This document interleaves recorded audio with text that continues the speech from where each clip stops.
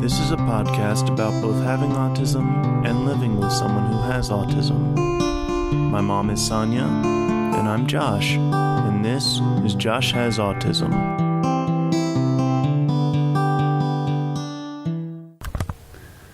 Hey everybody, welcome to Josh Has Autism. Hello. So Josh, you were not even going to be on this podcast with me at first. And yeah, so this is what happened. In trying to improve our podcast system, I goofed it all up. Oh, gee. I did. Wait, you were trying to improve it? I was, yes. Oh, no wonder. I know. Hush it up. Oh. I know, technology is... Not your friend. No, not usually, and not this time. Because today's episode was supposed to be with a co-founder of a company that helps people on the spectrum make money and help to raise their self-esteem through their artwork. That was what this podcast was supposed to be. Okay, what happened? There's this thing called Zoom, and it's online, and it's supposed to have a better quality, and you can talk to people that are not in the room with you, and it's just a really good sound. And I wanted for anybody that listens to this to have an easy time hearing what's being said, because the last time I had somebody call in, it was kind of really difficult to hear what they were saying. Okay. So I was trying to correct that, and in the process, everything was set up, and then I couldn't get my microphone to work. Let me just to clarify, I don't know if I have a microphone. I think I have a microphone. There's a little thing in there that says, like when I go to the systems and then the sound, I go there, but then there's nothing for me to do with the microphone, so I don't know. That's because there's not even a jack for a microphone. Well, I thought most computers have a microphone. No, not really. Well, yeah, they do, because people could use like Zoom or the other computer-based. Well, a lot of them like use conferences. USBs. A lot of the microphones use USBs and things like that. Or they have a little thing that looks like a headphone jack right next to the headphone jack for a microphone. So I need to buy a little doohickey and stick it in the side, and that'll be my microphone? Into a USB, yes. Okay. Because yours doesn't have the microphone jack. Okay. So, anyway, we couldn't do it because I'm technologically inept. Yeah, well, I couldn't. I don't have a microphone apparently. So, yeah. So I didn't want to put this gentleman through trying to do that, and just waste his time. Right. So we rescheduled because I said I gotta. And he was wanting to do it that way, and I just couldn't figure it out. Okay. Yeah. So anyway. Then I was going to do this. I thought, okay, well, you were at work yesterday. I was going to do this at work. But then that didn't work because I had the kids all day by myself. So I didn't have any time to do the podcast by myself. Anyway, this subject I was going to talk about, the first one was this guy that started the business. That didn't work. The second one I was going to do, this subject matter of today, I was going to do by myself. But then you're here, and I thought, okay, well, just come do the podcast with me. Okay. Well, it is called Josh Has Autism for a reason. It is. But because I was going to talk to this gentleman with this company, and what he's doing is, he's helping people to make money, on the spectrum to make money, helping them to just feel better about themselves. Cool. And I really appreciate that. And it made me think about the companies like this one and the one that you work for, that open up new opportunities for those on the spectrum, and that it wasn't that long ago that most people hadn't even heard the word autism. Yeah. And it got me thinking that for people that are coming up now that have autism, and for you were born in 1988. So, it just made me think about, well, how long has this been? I've read so many things. Yeah. And through the years, so many things. But it was either like 1911 or 1912 when the term autism was autistic was first used, Mm-hmm. but it was in the context of describing characters of schizophrenia, and that wasn't accurate. That wasn't accurate. I would hope not. No, but I do. It was a new thing that people were looking at, Mm-hmm. and they were just trying to find what it was and how it fit in, Mm-hmm. and then Puzzle piece. yeah, yeah, Which Yeah. is I just found that ironic just now because Yeah. it's like, no, that was good. That was Yeah. good timing. That was good. Yeah, yeah. it was right. So that was in 1911 or 1912, but then, like in 1943, they got it closer to right, and that's when autism was used as a diagnostic term to describe a social and emotional disorder. So the reason I say that they kind of got it sort of right is because their way of treatment wasn't what it is today. Because I think about you, I think about how you go out and you mentor, Mm-hmm. the younger kids, Yeah. how you're in a group with adults, Mm-hmm. and then how you go from there to, and we've mentioned this before on the podcast, anybody that listens to this already knows that when you were diagnosed, it wasn't a common thing. Right. So there wasn't the things that there are now. There was no safety nets per se. There was very little options for medication, And, right, let alone treatment. right. Even medications for autism really didn't become like mainstream until like the 1970s. Right. So it's weird because like we're talking about you being born in 1988, and then me saying that in the 70s there was like the medication, Mm-hmm. kind of they got into that way of thinking that medication would be beneficial. But what I'm talking about is that back then people didn't hear the term, people didn't know what it was, Right. and there was a very different perception of what autism is back then than what people know it to be now. No. And I think the big difference that I'm happy about is that now the people that are making influence, the people that are offering treatments, ways to... When I say treatments, I mean everything. Like even you going out and doing either the mentorship in these groups of these middle school kids.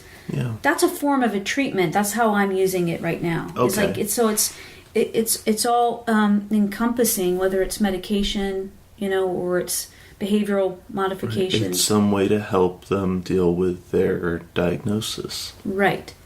And I think the biggest thing that's different now than it was, decades ago, was that now it's not viewed as something that's not worth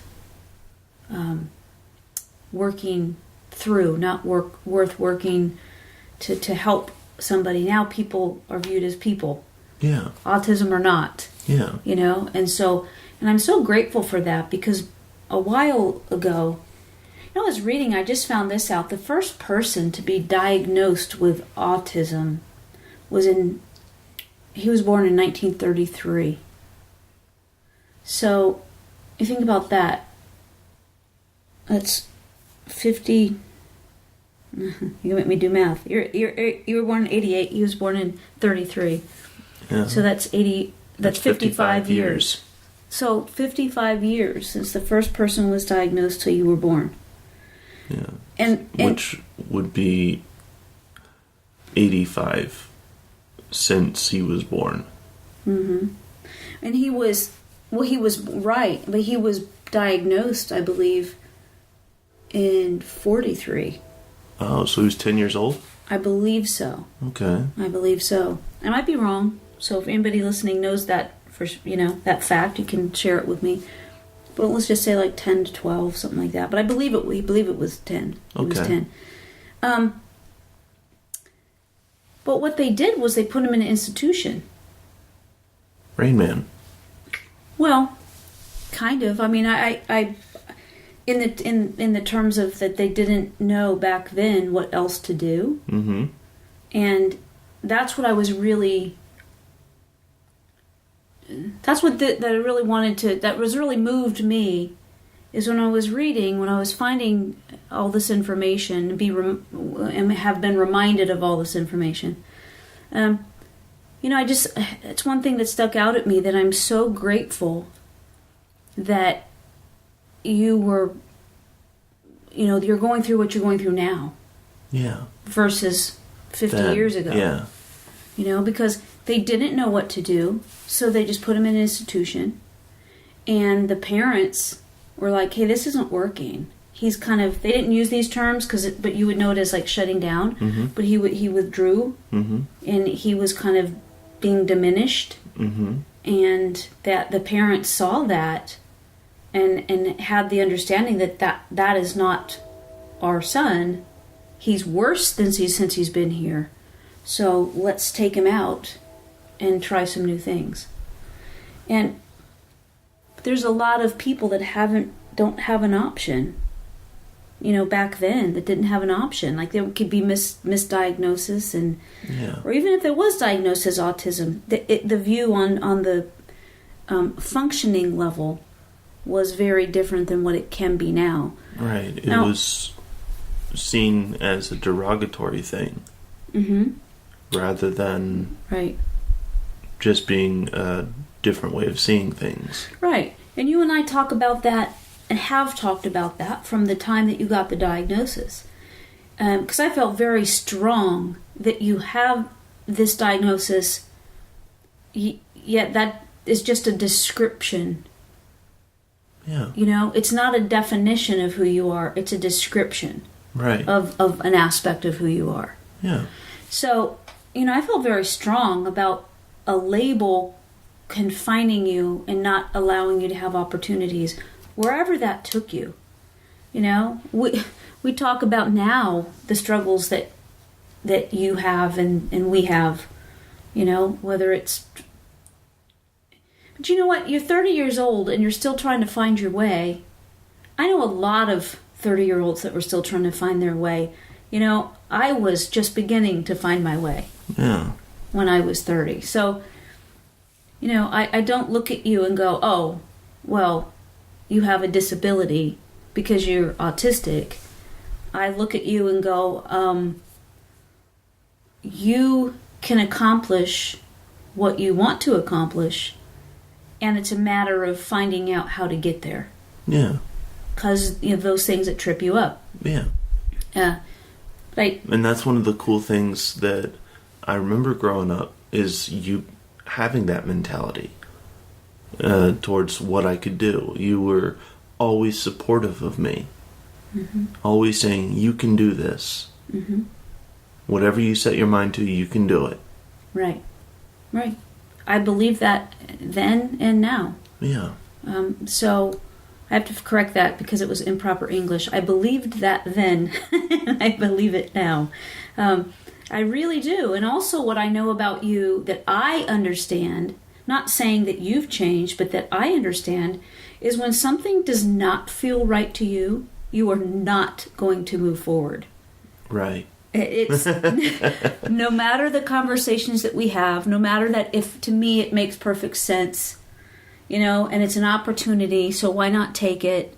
Yeah. For you, and this is still an aspect of you that I'm still trying to understand every day. What is it that stops you in your tracks? What is it that causes that to happen?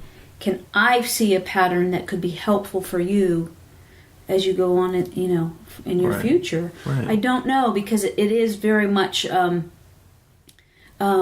something that changes on a regular basis. It feels like it might not be the case, but from out here, it looks like it.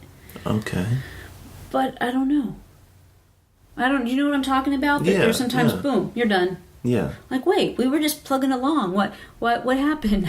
Yeah. Just not going to do it. Okay. Yeah. All right. The difference now is, though, that in our society, there have been wonderful people that came along that have made some huge impacts on the treatment and the understanding of autism. And it's so different from what it was that I just feel nothing I can do about it, but my heart hurts for the people that didn't have options. Right. For the people with autism that were not seen for the heart of gold that I know that they are. Yeah. Because I have not yet met someone that's autism someone that's autistic that they're built around this heart of gold. Yeah. That's my impression. And things can be combative. Yeah. It's out of frustration and feeling overwhelmed, and that's just the way that it's expressed sometimes. Right. But one of the things that I think about, this made me think about, is as far as we've come, and we've come a long way here, is that in Pensacola, there's a lot of panhandlers. A lot. Just about. Well, we live in the panhandle. I knew you were going to say that. But there's somebody just about in every corner, it seems. Yeah. With signs that they need help. Yeah. In whatever form. Every once in a while you find some that's funny that said just need beer. Yeah. And then sometimes it's people saying that you need help. Well, right, but we're not talking about them. Yes, we're not talking about them today. Yeah. But the ones that are standing there and they have the signs that say need food, just lost my job, just whatever it is, anything helps. Yeah. And something that some people look at them as beggars, and I've heard somebody say that they're just too lazy to work. And I see them, and I wonder which one of them has autism. And I wonder what they're suffering with, what they're dealing with, what they've not had support to help them get from one place to the next. So that when they put on the brakes, they couldn't move any further because they didn't know how. And they didn't have anyone to help them to take that next step. And I think that is the crux of the concern and the worry about every parent with autism. What's going to happen when we're gone? It's that you're thriving, and yet autism seems like it can be a dance of a couple steps forward and one step back, and then all of a sudden a breakthrough when there's 4 leaps forward and only 2 steps back, so you're still ahead of the game, right? Yeah. You're learning, you're thriving. Yeah. And for those people that find themselves stuck in a society that has certain ideas of how people should behave and what's acceptable, and they're really kind of sometimes unwilling to bend. When I look at the people that are out there that that need help, I just think about that you can't just make a blatant statement that they're just whatever, fill in the blanks. Right. These are people. They're human beings, and it like you're doing okay right now, and yet I still worry about when I'm not here. Right. Who will help you make that next step? And so all of the research and the therapies and the doctors and this podcast and everything else that we're doing is in great part just to be able to express what we're going through and maybe help others, but also it's an effort to search for a solution, search for an answer, search for a help, like a helpline, excuse me. And not a cure, because it's not a disease or anything. Correct. But correct. Something that'll help. Yeah. Yes. Yes, because it seems to me with autism is that there's a lot of standstill. Yeah. That goes along with that dance that I just described. Yeah. A dance is the perfect way to describe it, too. Yeah. There's a lot of that, and so support doesn't end when someone becomes an adult. And you and I have talked about, you don't want to live with us. We would prefer to have our privacy. Mm-hmm. And we're working on making that happen. And yet, you even said yourself, you don't want to be away from us. You need to be right there. You need the encouragement and the support and the everything that we kind of have just done. Yeah. It brings me to something that makes me really mad, and I gotta be careful because I was I know that we're on a podcast, so this thing just kind of really makes me mad, and that was that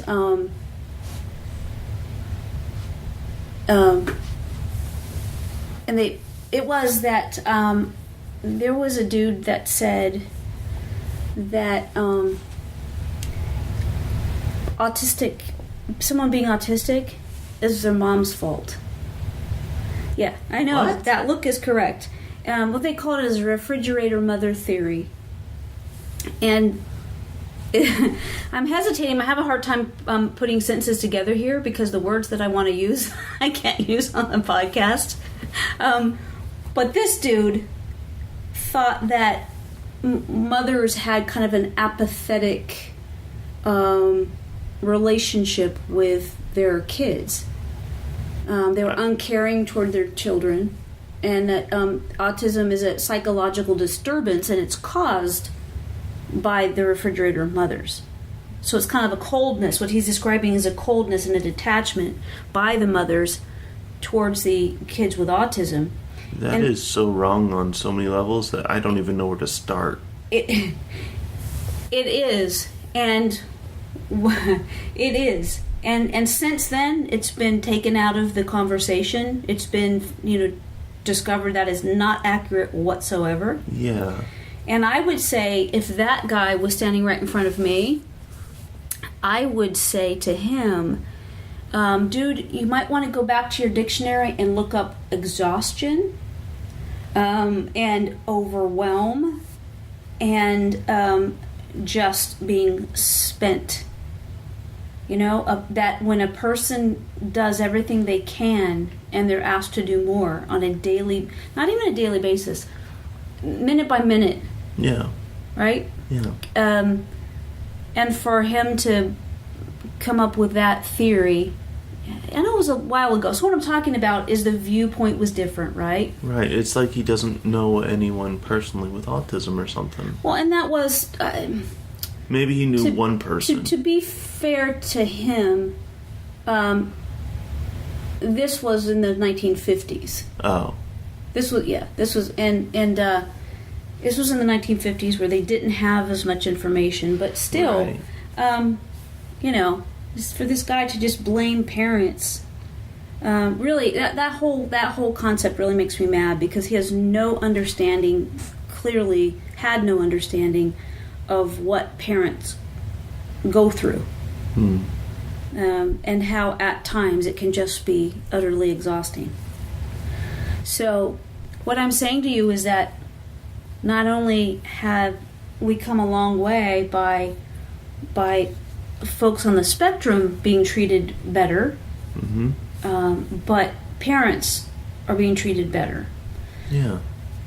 But we've said this, that you're 30, and I guess we met Dr. Ogilvy, I would say 4 years ago. Yeah.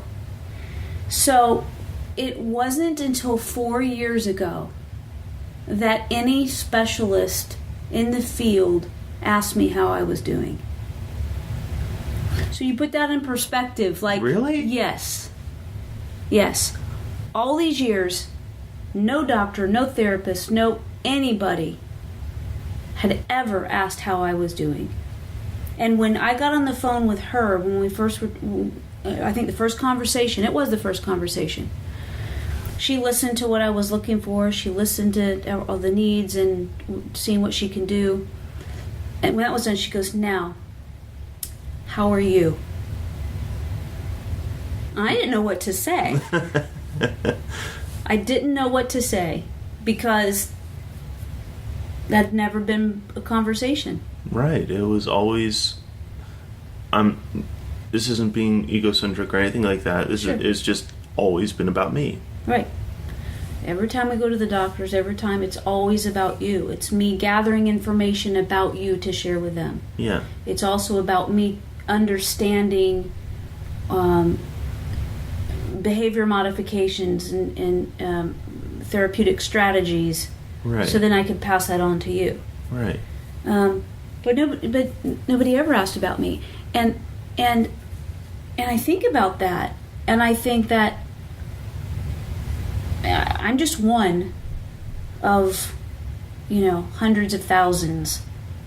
So, there's all these parents that are struggling through, making it, become the best that it can be. And I wonder, has anybody asked how they're doing? Yeah. Has anybody said to them, "What do you need?" Because Dr. Ogilvy followed it up. "How are you? What do you need?" Yeah. And she wasn't asking about me. Then she asked, "What do you do for yourself?"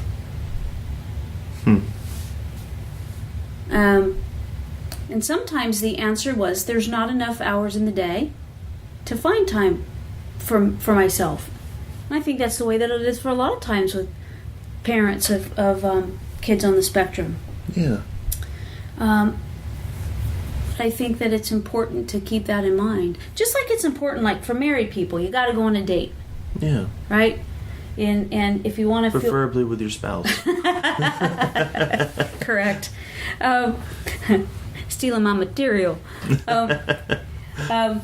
Yes, that's true. So going on a date, but also just doing things for yourself, whether it's going to the gym. Yeah.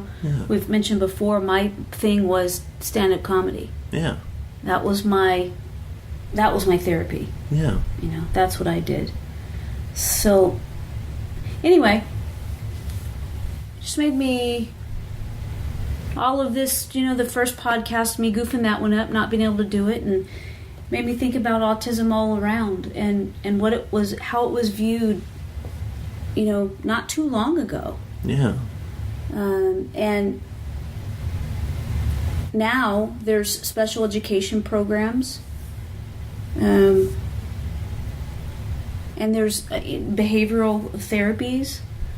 There's all kinds of things, but there's also an understanding, I think, of that people are just beginning to realize that you got to take care of the caregivers. Yeah. They have to have some time off. There was respite. There's a thing called respite, mm-hmm. where people on the spectrum in organizations, that you can have like a weekend off, mm-hmm. So that people can catch their breath. Yeah. But anyway, what do you think about all this? I think that the understanding of what autism is has come a long way. Yes, I agree. And not just what it is, but also how it's viewed, mm-hmm. by the general public. Right.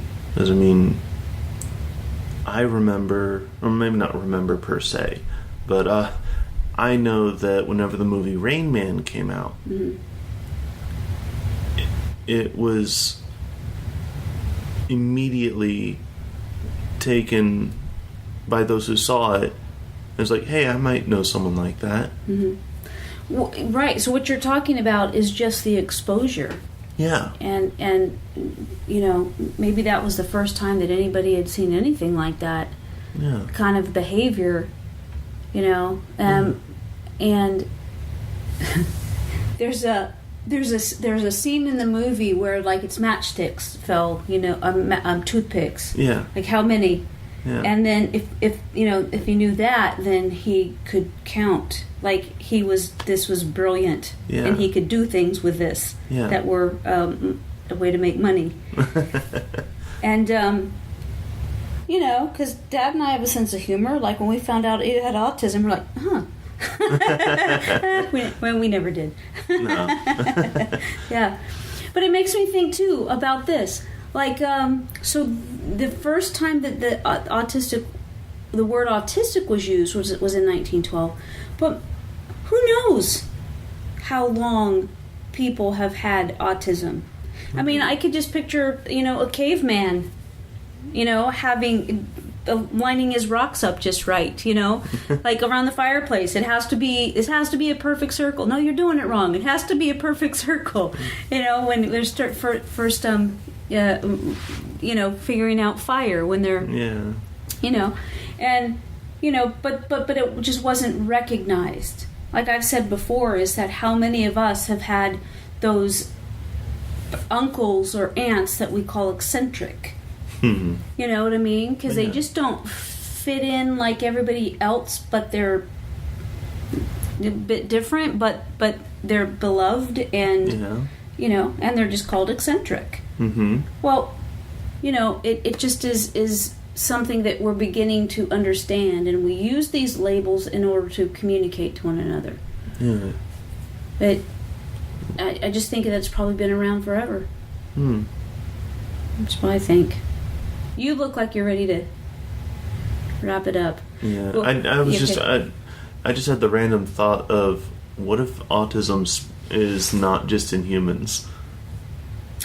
I've known some animals that like I've known animals like, oh yeah, I think that you're right. Like I know you're making a joke. Yeah. But I've seen some animals that will refuse to walk on tile. Huh.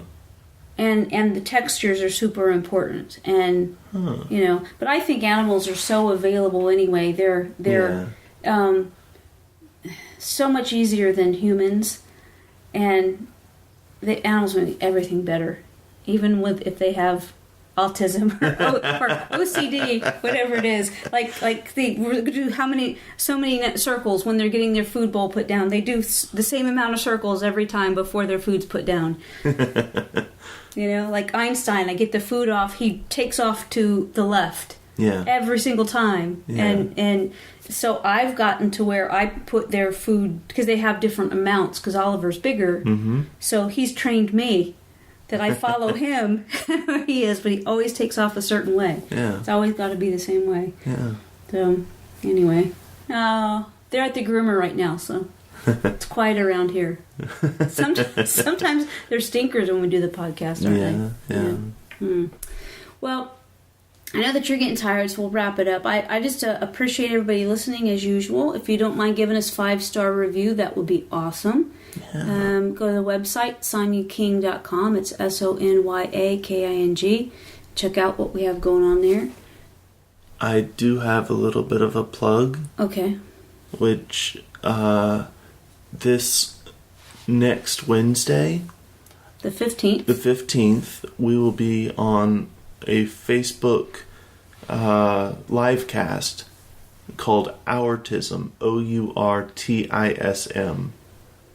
And it's going to be a live thing. You can come watch us and then ask us questions and just comments and different things like that, and we'll see them. And that'll be at 9 o'clock Eastern. Right. And how do you spell it? OURTISM. Okay. And that's what they would... if somebody wanted to watch us, they would go to Facebook, put in Autism. Yes. And it would come up. Yes. Okay. All right. Fantastic. Yeah. Yeah. I'm looking forward to that. Yeah. All right. Hey, thanks for hanging out with us, everybody. Love ya. Bye.